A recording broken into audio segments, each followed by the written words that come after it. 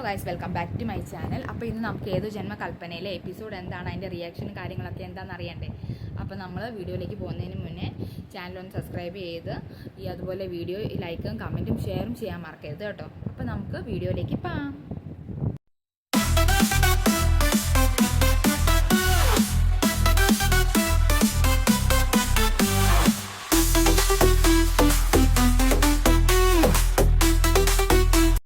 Starting എന്നെ കാണിക്കുന്നത് വെച്ചാൽ ശ്രുതിയെ എല്ലാവരും പ്രശംസിക്കുകയാണ് ചെയ്യുന്നത്.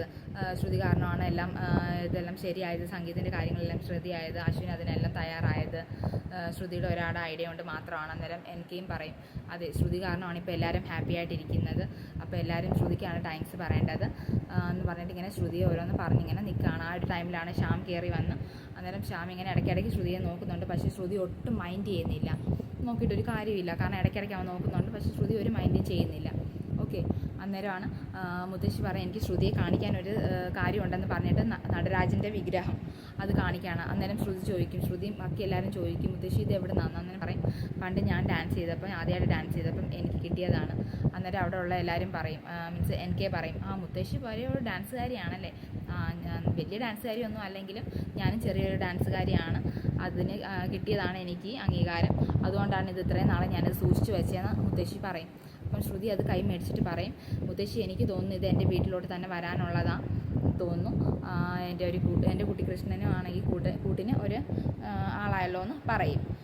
അന്നേരം എല്ലാവരും പറയും അല്ല, അത് ഞങ്ങളും ഒട്ടും പിന്നിലല്ല, ഇത് ഞങ്ങൾക്കായിരിക്കും കിട്ടുന്നതെന്ന്. അന്നേരം അശ്വിൻ്റെ ബാക്കിയുള്ളവരെ അവിടെ അശ്വിൻ്റെ ഫാമിലി അവിടെ ഇരിക്കുന്നവരെല്ലാവരും പറയും. അന്നേരം എനിക്ക് പറയും ഇതെനിക്ക് സിഡ്നിയിലോട്ട് കൊണ്ടുപോകാൻ പറ്റുമെന്ന് തോന്നുന്നു. അന്നേരം ശ്രുതിയും പറയും നമുക്ക് കണ്ടറിയാലോ ആരാ ജയിക്കുന്നതെന്ന് അങ്ങനെ പറയും. അന്നേരം അതൊക്കെ കേട്ടുകൊണ്ട് അശ്വിൻ ഇറങ്ങി വരുവാണ് ചെയ്യുന്നത്. അപ്പോൾ പെട്ടെന്ന് ശ്രുതി അവിടെ നിന്ന് അങ്ങ് ഇറങ്ങിപ്പോകും. അപ്പം അതെല്ലാം കണ്ടിട്ട് അശ്വിൻ ഇങ്ങനെ ദേഷ്യം പിടിച്ച് വെളിയിലോട്ട് ശ്രുതി പോകുന്നതിൻ്റെ പുറകിനോട്ട് അശ്വിനും പോകും. അപ്പം അശ്വിൻ എന്നിട്ട് ശ്രുതിയെ വിളിച്ചിട്ട് എന്തോ വഴക്ക് പറയാനായിട്ടാണ്. പക്ഷേ പെട്ടെന്ന് ശ്രുതി ഇങ്ങനെ നോക്കിയിട്ട് അയ്യോ ഇനി ഈ കപ്പലിൻ്റെ മുട്ടായിയോട് സംസാരിച്ചുകൊണ്ടിരുന്നാൽ വീണ്ടും പിണങ്ങേണ്ടി വരുമെന്ന് പറഞ്ഞിട്ട് ഇങ്ങനെ നോക്കിയിട്ട് പെട്ടെന്ന് ഇറങ്ങി പോവുകയാണ് ചെയ്യുന്നത്. അപ്പോൾ ആ ഒരു സീൻ അവിടെ കഴിഞ്ഞു. അത് കഴിഞ്ഞ് പിന്നെ ശ്രുതിയുടെ വീടാണ് കാണിക്കുന്നത്. രാവിലെ ഇവിടെ ശ്രുതി അമ്മയും കൂടെ ഭയങ്കര ഡാൻസ് പ്രാക്ടീസാണ്. അമ്മയ്ക്ക് തീരെ വയ്യ ഡാൻസ് ചെയ്യാൻ. അന്നേരം ശ്രുതി പറഞ്ഞ് നമുക്കത് ജയിക്കണ്ടേ, ഓരോരോ സ്റ്റെപ്പ് ഇട്ട് കാണിക്കും. പുള്ളിക്കാരത്തേക്ക് പറ്റുന്നില്ല, വീണ്ടും സ്റ്റെപ്പ് ഇട്ട് കാണിക്കും, പിന്നെ പ്രാക്ടീസ് ചെയ്യും. അങ്ങനെ പ്രാക്ടീസ് ചെയ്തുകൊണ്ടിരിക്കും. അതിനിടയ്ക്ക് ഒരു കോൾ വരും അവിടുത്തെ ലാൻഡ് ഫോണിൽ. അശ്വിനാണെന്ന് തോന്നുന്നു, പക്ഷേ എടുത്തിട്ട് ആരും സംസാരിക്കുന്നില്ല. അപ്പോൾ വീണ്ടും വന്ന് അവരിങ്ങനെ ഡാൻസ് പ്രാക്ടീസ് ചെയ്തുകൊണ്ടേയിരിക്കുക. പുള്ളിക്കാരത്തെ ഫുള്ള് ക്ഷീണിച്ചു. അവിടോട്ടൊന്ന് ഇരിക്കാൻ പോകുമ്പോൾ ശ്രുതി സമ്മതിക്കത്തില്ല, പറയാൻ നമുക്കിത് ജയിക്കണ്ടേ, അപ്പോൾ എങ്ങനെയും ഇത് ചെയ്തേ പറ്റത്തുള്ളൂ അമ്മായി എന്ന് പറഞ്ഞിട്ട് വീണ്ടും അവിടെ ഡാൻസ് കളിപ്പിക്കുകയാണ് ചെയ്യുന്നത്. അപ്പോഴത്തേക്കും അവിടെ കോളിംഗ് ബെൽ അടിക്കുന്ന കേൾക്കും. അപ്പം പെട്ടെന്ന് അമ്മായി പറയും അയ്യോ പ്രമീളയും പ്രീതിയും വന്നാന്ന് തോന്നുന്നു, എന്നാൽ ഇനി ഞാൻ കുറച്ച് നേരം ഇരിക്കട്ടെ എന്ന് പറഞ്ഞിട്ട് പെട്ടെന്ന് അവിടോട്ട് ഇരിക്കുക. അപ്പോഴത്തേക്കും അവരകത്തോട്ട് കയറി വന്നിട്ട് പറയും എന്താ അമ്മയോട് ചോദിക്കും എന്ത് പറ്റി ക്ഷീണിച്ച്. അന്നേരം ക്ഷീണിച്ചിരിക്കുകയാണല്ലോ, എന്ത് പറ്റി ക്ഷീണമാണല്ലോ എന്ന്. അന്നേരം പറയും ഈ പെണ്ണൊന്നും എന്നെ ഒന്ന് നേരെ നിൽക്കാൻ പോലും സമ്മതിച്ചിട്ടില്ല, നിങ്ങൾ പോയപ്പോൾ തൊട്ട് തുടങ്ങിയ ഡാൻസ് പ്രാക്ടീസ് ചെയ്തുകൊണ്ട് ഇങ്ങനെ ഇരിക്കുക. അപ്പം പ്രീതി ഇങ്ങനെ ചോദിക്കും അമ്മായി അപ്പോൾ ഇത്രയും നേരം എയറിലായിരുന്നല്ലേ, താഴെ നിൽക്കാനുള്ള സമ്മതിച്ച് കാണത്തില്ലല്ലോ. അന്നേരം അമ്മായി പറയും അതേ മോളെ ഇത്രയും നേരം ഡാൻസ് പ്രാക്ടീസ് ആയിരുന്നു ഈ പെണ്ണിൻ്റെ ഒരു കാര്യം. അന്നേരം ശ്രുതി പെട്ടെന്ന് എന്തുവായിരുന്നു പ്രമീളയും പ്രീതിയും കൂടെ വിളിക്കുമ്പോൾ നമുക്ക് ആ ഫസ്റ്റ് ഡാൻസിൻ്റെ അന്ന് റിഹേഴ്സൽ ചെയ്യാമെന്ന് പറഞ്ഞിട്ട് അന്നേരം പ്രീതിയും അമ്മയും കൂടെ പറയും അതൊന്നും പറ്റത്തില്ല, ഞങ്ങളിപ്പോൾ പോയിട്ട് വന്നല്ലേ ഉള്ളൂ, നമുക്ക് വിശന്നിട്ട് വയ്യാന്ന്. അന്നേരം ആയിരിക്കും പെട്ടെന്ന് അമ്മായും ശ്രുതി ഓർക്കുന്നത് അയ്യോ ഇവിടെ ഒന്നും വെച്ചിട്ടില്ല, ഇത്രയും നേരം അവർ ഡാൻസ് പ്രാക്ടീസ് മാത്രമാണ് ചെയ്തുകൊണ്ടിരുന്നത്.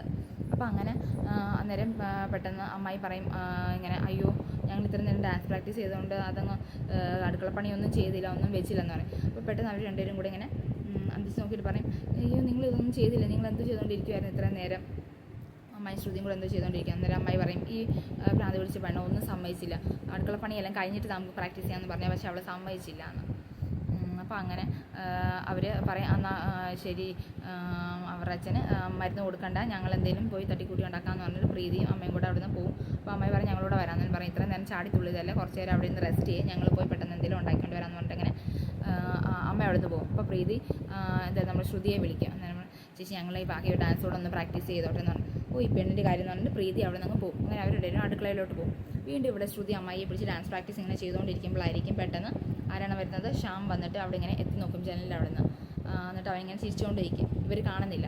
കുറച്ചിങ്ങനെ പ്രാക്ടീസ് ചെയ്തുകൊണ്ടിരിക്കുമ്പോഴായിരിക്കും പെട്ടെന്ന് അമ്മായി കാണുന്നത്. അമ്മായിക്ക് ദേഷ്യം വന്നിട്ട് അമ്മായി പെട്ടെന്ന് വെളിയിലോട്ട് ഇറങ്ങി ആരെങ്കിലും വന്നിട്ടുണ്ടോ എന്ന് ഇങ്ങനെ നോക്കാൻ പോകും. അപ്പോൾ പെട്ടെന്ന് അവൻ അവിടെ നിന്ന് മാറും.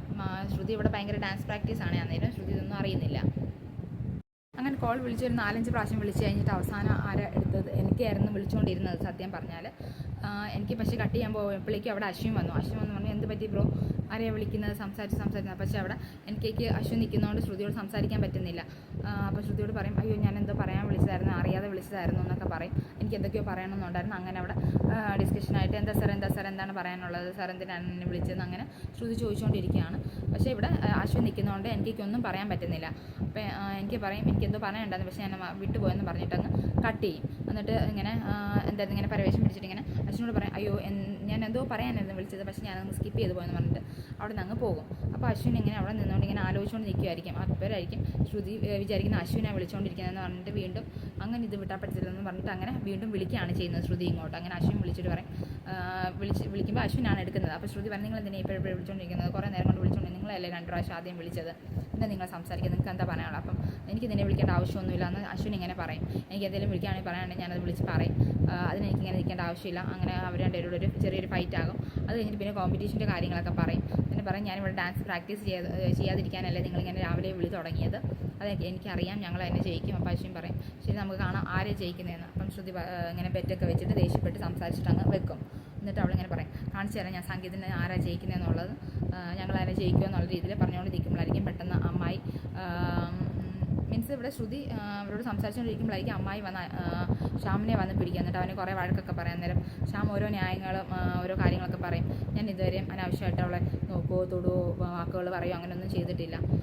അപ്പം അങ്ങനെയാണ് നല്ല രീതിയിൽ നല്ല ആൾ ചമയാനൊക്കെ നോക്കും. പക്ഷേ അമ്മായിക്കെല്ലാം മനസ്സിലാവും. എന്നിട്ട് അമ്മായി പറയും, പെട്ടെന്ന് ഇവിടെ നിന്ന് ഇറങ്ങിപ്പോക്കും, കോളറിലൊക്കെ കയറി പിടിക്കും.